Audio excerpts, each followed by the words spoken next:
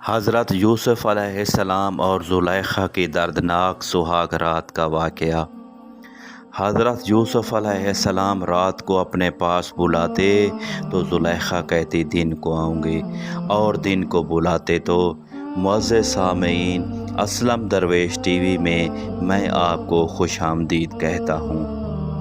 حضرت یعقوب علیہ السلام کے بیٹے، حضرت اسحاق علیہ السلام کے پوتے اور حضرت ابراہیم علیہ السلام کے پڑ پوتے کا واقعہ ایسا ہے کہ جسے قرآن کریم میں احسن القصص کہا گیا۔ آج ہم آپ کو اسی احسن القصص کے بارے میں بتائیں گے کہ کیسے حضرت زلیخا حضرت یوسف علیہ السلام کے عشق میں مبتلا ہو کر گناہ کی طرف مائل ہوئیں، اور پھر سچی توبہ کے بعد ان دونوں کی شادی ہو گئی، اور پھر اللہ پاک نے ان کے بطن سے 2 پیغمبر پیدا کیے۔ ان کی شادی کا قصہ جو کہ ویڈیو کے آخر میں بیان کروں گا، ویڈیو کو مکمل دیکھیے گا۔ راحیل جو کہ زلیخا کے نام سے مشہور ہوئیں، وہ تیموس بادشاہ کی انتہائی خوبصورت شہزادی تھی۔ 9 سال کی عمر میں زلیخا کو حضرت یوسف علیہ السلام کا دیدار خواب میں ہوتا ہے۔ وہ اس وقت ان کی دیوانی ہو جاتی ہیں۔ کچھ سالوں بعد ان کو حضرت یوسف دوبارہ خواب میں عزیز مصر کے روپ میں نظر آتے ہیں، اور زلیخا کی قسمت ایسی کہ اسی سال عزیز مصر کا رشتہ ان کے لیے بھیجا جاتا ہے، اور وہ فوراً شادی کے لیے ہاں کر دیتی ہیں۔ لیکن یہ رشتہ اس وقت کے عزیز مصر کا تھا۔ شادی کی رات ان کو پتہ چلتا ہے کہ وہ یہ لڑکا نہیں ہے جو مجھے خواب میں نظر آتا تھا۔ کچھ ہی عرصے کے بعد حضرت یوسف مصر کے بازار میں بکنے کے لیے لائے جاتے ہیں، اور زلیخا کے شوہر حضرت یوسف علیہ السلام کو ان کے وزن کے برابر سونے اور ریشمی کپڑے کے عوض خرید لیتے ہیں اور گھر لے آتے ہیں۔ اللہ پاک قرآن میں فرماتے ہیں، مصر والوں میں سے جس نے حضرت یوسف علیہ السلام کو خریدا تھا، اس نے اپنے بیوی سے کہا اسے بہت عزت اور احترام کے ساتھ رکھو، بہت ممکن ہے کہ یہ ہمیں فائدہ پہنچائے، یا اسے ہم اپنا بیٹا ہی بنا لیں۔ یوں ہم نے مصر کی سرزمین میں یوسف کے قدم جما دیے۔ اس طرح حضرت یوسف محل میں سکون سے رہنے لگا۔ جیسے ہی آپ نے جوانی کی دہلیز پر قدم رکھا تو زلیخا جو کہ پہلے ہی آپ کو خواب میں دیکھ چکی تھیں، وہ آپ علیہ السلام پر عاشق ہو گئیں۔ آپ جس عورت کے گھر میں تھے وہ اسے پھسلانے لگی اور دروازے بند کر لیے اور کہنے لگی لو آؤ۔ حضرت یوسف نے کہا اللہ کی پناہ، تیرے میاں تو میرے آقا ہیں جس نے مجھے عزت سے رکھا ہے، میں ایسا ظلم نہیں کر سکتا، بے شک ظالم نجات نہیں پاتے۔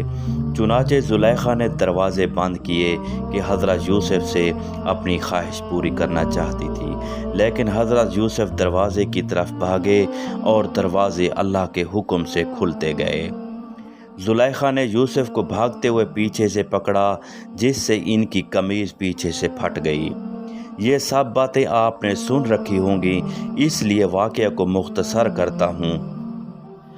عزیز مصر نے جب حضرت یوسف کو یوں بند کمرے سے نکلتے دیکھا تو زلیخا نے شور مچایا کہ یوسف میرے ساتھ بدکاری کرنا چاہتا تھا، اور بولی جو شخص تیری بیوی کے ساتھ برا ارادہ کرے تو بس اس کی سزا یہی ہے کہ اسے قید کر دیا جائے اور اسے کوئی دردناک سزا دی جائے۔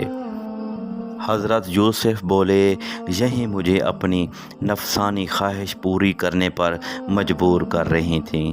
اللہ پاک فرماتے ہیں عورت کے گھر والوں میں سے ایک نے گواہی دی، اگر اس کا کرتا آگے سے پھٹا ہوا ہے تو عورت سچی ہے اور وہ جھوٹا ہے، اور اگر اس کا کرتا پیچھے سے پھٹا ہوا ہے تو یہ جھوٹی ہے اور وہ سچا ہے۔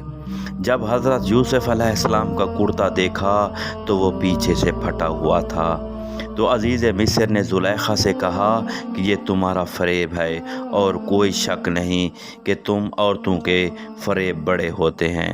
پھر اس نے کہا کہ یوسف اس بات کا خیال نہ کر، اور زلیخا تو اپنے گناہ کی بخشش مانگ، بے شک خطا تیری ہی ہے۔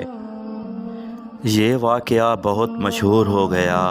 شہر کی تمام عورتیں زلیخا کو لعن طعن کرنے لگیں کہ اپنے غلام کی عشق میں مبتلا ہو گئی ہے، اور عورتوں نے شہر میں چرچا کیا کہ یہ عورت اپنے غلام کو چاہتی ہے اور اس کی محبت میں پاگل ہو گئی ہے۔ زلیخا تنگ آ کر ایک دن تمام عورتوں کی دعوت کرتی ہے اور سب کو پھل تراشنے کے لیے چاقو پکڑا دیے، اور ساتھ ہی حضرت یوسف علیہ السلام کو سامنے لا کھڑا کیا۔ بس پھر ان عورتوں نے حضرت یوسف علیہ السلام کی خوبصورتی میں مدہوش ہو کر پھلوں کی بجائے اپنی انگلیاں کاٹ ڈالیں، اور زلیخا بولی، یہی وہ غلام ہے جس کے بارے میں تم مجھ پر لعنت ملامت کر رہی تھی۔ میں نے ہر چند اس سے اپنا مطلب حاصل کرنا چاہا، لیکن اس نے اپنے آپ کو روک لیا، اور جو کچھ میں کہہ رہی ہوں اگر یہ وہ کام نہ کرے گا تو قید کر دیا جائے گا۔ عزیز مصر نے اپنی عزت بچانے کے لیے حضرت یوسف کو قید میں ڈال دیا۔ پھر 7 سال بعد عزیز مصر کے ایک انتہائی عجیب و غریب خواب کی تعبیر بتانے پر حضرت یوسف علیہ السلام کو رہائی مل گئی۔ عزیز مصر اپنی وفات سے پہلے ہی تمام اختیارات حضرت یوسف علیہ السلام کے ہاتھ کر گئے، چنانچہ اس کی وفات کے بعد ہی حضرت یوسف کو ہی عزیز مصر بنا دیا۔ معزز سامعین، اب میں بات کروں گا کہ ان دونوں کی شادی کیسے ہوئی۔ عزیز مصر کی وفات کے بعد زلیخا تنگ دست اور محتاج ہو چکی تھیں، اور آنکھوں کی بینائی بھی چلی گئی، تو کسی نے ان کو مشورہ دیا کہ آپ حضرت یوسف علیہ السلام، جو کہ اب شاہ مصر بھی ہیں، ان سے اپنا معاملہ ذکر کریں، ہو سکتا ہے کہ وہ آپ پر رحم کریں اور آپ کی مدد فرما دیں اور آپ کو غنی کر دیں، کیونکہ آپ نے بھی ان کا خیال رکھا تھا اور ان کو عزت دی تھی۔ ان میں سے کسی نے کہا کہ ایسا نہ کیجیے گا، ہو سکتا ہے کہ ان کو آپ کا وہ سلوک یاد آ جائے جب آپ نے ان پر الزام لگایا تو انہیں کافی تکالیف کا سامنا کرنا پڑا تھا، اور وہ بھی آپ کے ساتھ وہی سلوک نہ کریں جیسا آپ کی وجہ سے ان کے ساتھ ہوا۔ تو زلیخا فرمانے لگیں، میں ان کی بردباری اور کرم نوازی کو جانتی ہوں۔ چنانچہ آپ حضرت یوسف علیہ السلام کی گزرگاہ میں ایک ٹیلے پر بیٹھ کر ان کا انتظار کرنے لگیں۔ حضرت یوسف علیہ السلام قوم کے تقریباً 1 لاکھ معزز لوگوں اور وزیروں اور مشیروں کے ساتھ نکلے، اور زلیخا نے حضرت یوسف علیہ السلام کی خوشبو محسوس کی تو آپ کھڑی ہوئیں اور آواز دی، پاکیزگی اس کے لیے جس نے مصیبت کے سبب بادشاہ کو غلام اور اطاعت کے سبب غلام کو بادشاہ بنا دیا۔ آپ علیہ السلام نے پوچھا، تم کون ہو؟ عرض کی کہ میں وہی ہوں جو آپ کی خدمت خود کرتی تھیں، آپ کے بالوں میں اپنے ہاتھ سے کنگھی کرتی تھیں، آپ کے رہنے کی جگہ کو خود صاف کرتی تھیں۔ مجھے میرے کیے کی سزا مل چکی، میری قوت ختم ہو گئی، میرا مال ضائع ہو گیا، میری آنکھوں کی روشنی ختم ہو گئی، اور میں لوگوں سے سوال کرنے پر مجبور ہو گئی۔ پہلے مصر کے لوگ میری نعمت کو دیکھ کر رشک کرتے تھے، اور اب میں اس سے بھی محروم ہو چکی ہوں، کیونکہ فساد کرنے والوں کی یہی سزا ہے۔ یہ سن کر حضرت یوسف علیہ السلام بہت زیادہ روئے، اور حضرت زلیخا سے فرمایا، کیا تیرے دل میں میری محبت میں سے کچھ باقی ہے؟ آپ نے عرض کی جی ہاں، یہ اس کی قسم جس نے حضرت ابراہیم علیہ السلام کو خلیل بنایا، مجھے آپ کی طرف دیکھنا زمین بھر سونا چاندی ملنے سے زیادہ محبوب ہے۔ آپ وہاں سے چلے گئے اور حضرت زلیخا کی طرف پیغام بھیجا، اگر تمہاری رضامندی ہو تو میں تم سے نکاح کرنے کو تیار ہوں۔ آپ نے حضرت یوسف علیہ السلام کے پیغام لانے والے سے کہا، میں جانتی ہوں کہ وہ مجھ سے مذاق کر رہے ہیں، کیونکہ میری جوانی اور حسن و جمال کے وقت تو انہوں نے میری طرف توجہ نہیں دی، اب جب کہ میں بوڑھی، اندھی اور فقیر ہوں، وہ مجھے کیسے قبول کر سکتے ہیں؟ بہرحال حضرت یوسف علیہ السلام نے ان سے نکاح کر لیا اور ان کے پاس آئے، پھر نماز پڑھی اور اللہ پاک سے اس کے اسم اعظم کے وسیلے سے دعا کی، تو اللہ پاک نے حضرت زلیخا علیہ السلام کا حسن و جمال اور بصارت اور جوانی لوٹا دی۔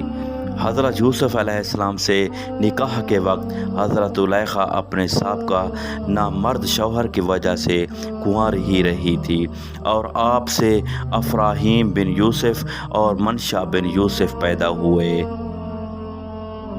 جب آپ حضرت یوسف علیہ السلام کی زوجیت میں داخل ہوئیں تو سوائے عبادت و ریاضت اور اللہ کی توجہ کے علاوہ ان کا کوئی کام نہ رہا۔